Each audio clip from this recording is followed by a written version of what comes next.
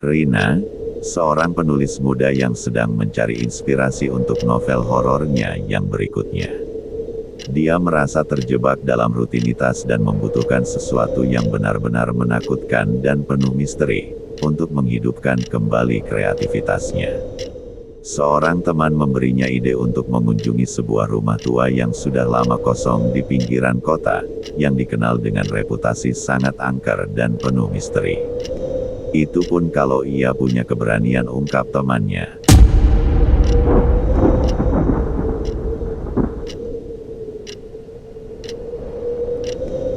Kisah ini mungkin tidak nyata, tapi ini nyata bagimu.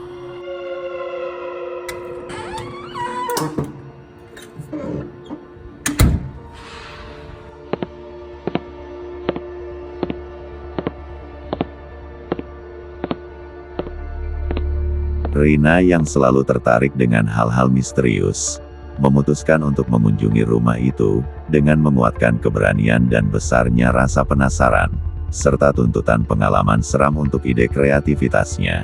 Ia mantapkan niat menuju rumah tua tersebut.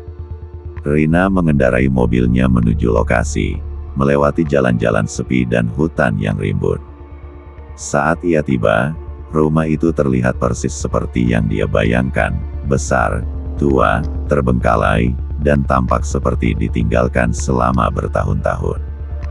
Dindingnya kusam, jendela-jendelanya pecah, dan halaman dipenuhi dengan ilalang. Kenapa rumah ini ditinggalkan begitu saja, gumamnya. Rina perlahan melangkah masuk ke halaman rumah tersebut. Namun sebelum sampai di pintu rumah tersebut, tanpa ia sadari, ada sesosok putih berdiri tepat di salah satu jendela, dengan tatapan melihat ke arah Rina. Ya, tatapan penuh harapan terpancar dari wajah sosok itu. Rina memasuki rumah dengan sedikit rasa takut tetapi juga penuh rasa ingin tahu. Begitu dia melangkah masuk, suasana di dalam rumah terasa sangat dingin dan gelap, meskipun di luar masih terang. Sesekali dia mendengar ada suara-suara aneh, entah suara apa, seperti ada orang. Apa ada orang ya di sini? Tapi ini kan rumah kosong, dalam hati Rina berbisik, sembari menoleh ke belakang. Dia merasa ada sesuatu yang mengawasi setiap geraknya, tanpa ia sadari ada bayangan hitam kecil menyelinap di balik tembok.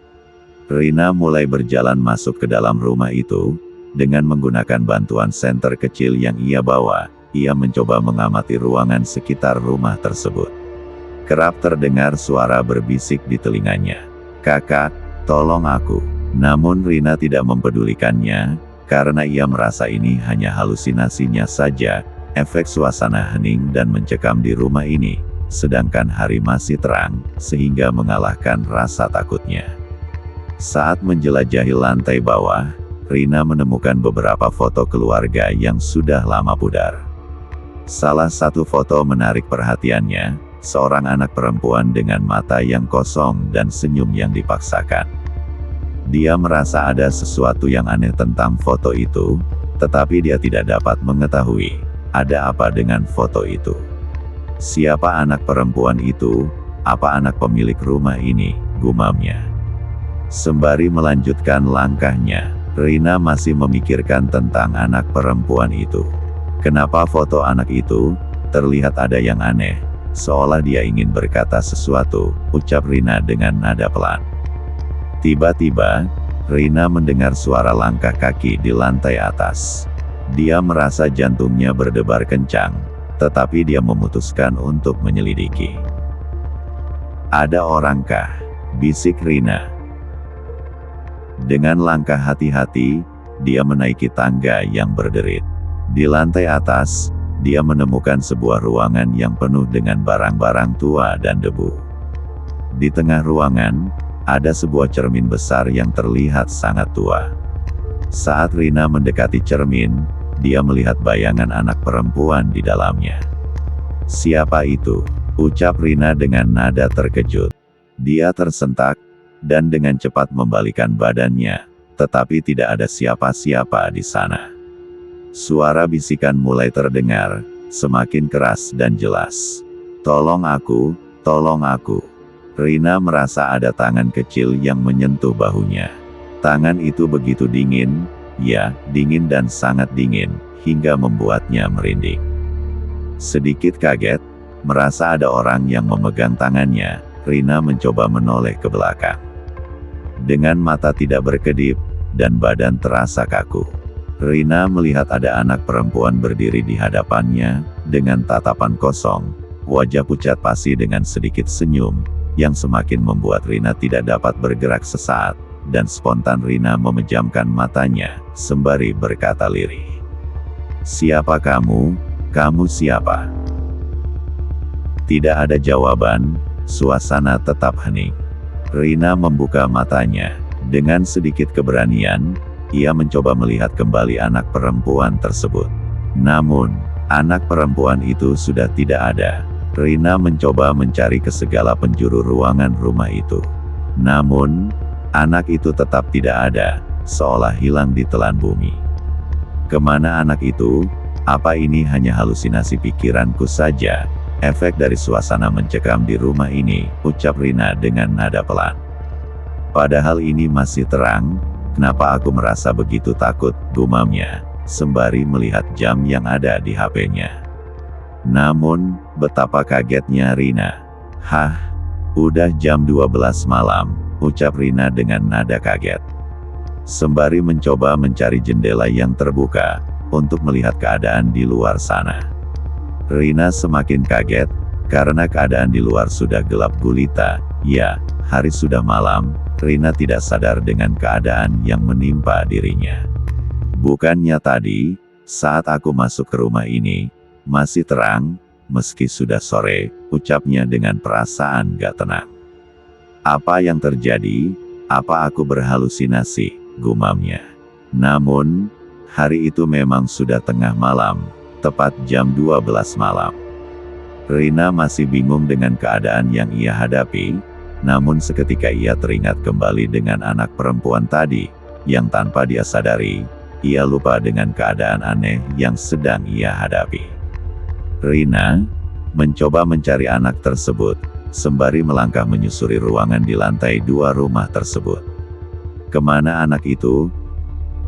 Rumah ini sangat besar, ada di mana anak itu, gumamnya.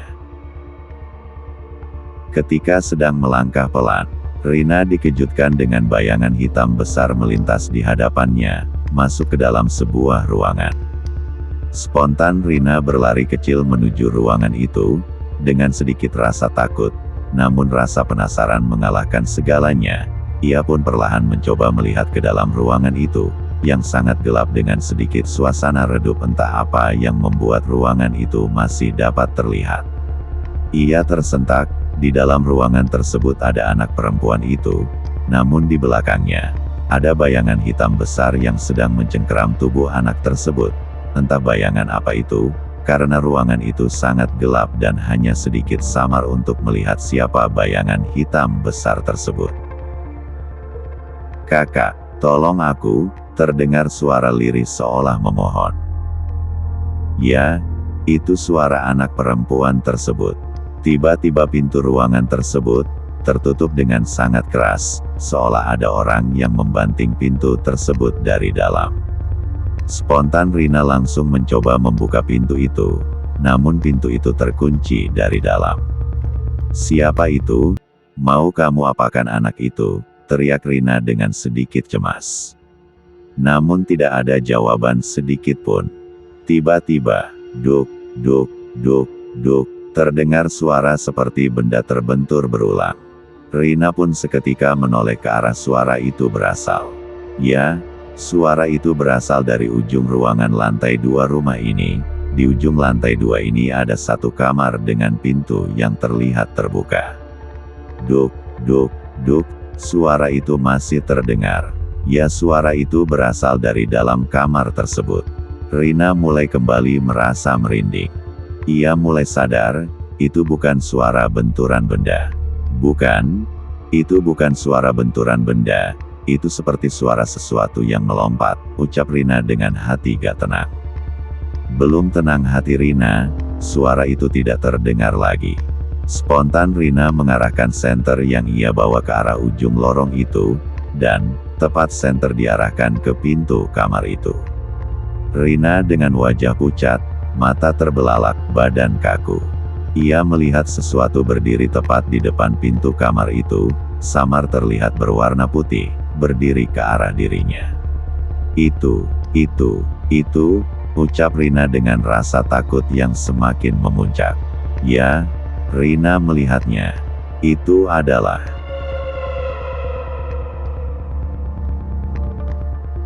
sesosok pocong. Jelas, sangat jelas berdiri di ujung lorong. Wajah Rina semakin panik, rasa takut yang ia rasakan sudah di ujung kemampuannya. Ia pun menyadari bahwa ia tidak sendirian di rumah itu. Ia dihadapkan dengan arwah anak perempuan tersebut, yang ia sendiri tidak tahu apa yang telah dialami pada anak tersebut.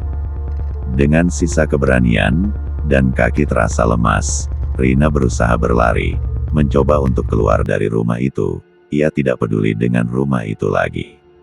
Namun, tanpa ia sadari, Rina berlari menaiki tangga ke lantai 3. Saat sampai di lantai 3 Rina masih belum sadar, kalau saat itu ia sedang berada di lantai 3, dan saat itu juga, ia dihadapkan dengan tulisan berwarna merah di dinding. Ya, itu tulisan yang ditulis menggunakan darah. Dalam tulisan itu berisi sebuah petunjuk. Bantu aku kakak, bebaskan aku. Ambil sebuah buku di dalam kamar. Dengan tanda panah yang mengarah ke sebuah kamar di ujung lantai 3 itu. Rina masih belum mengerti apa maksud dari tulisan itu, namun entah apa yang menggerakkan hatinya untuk menuju kamar yang ditunjuk arah dari tulisan itu. Tanpa pikir panjang Rina berlari menuju kamar itu.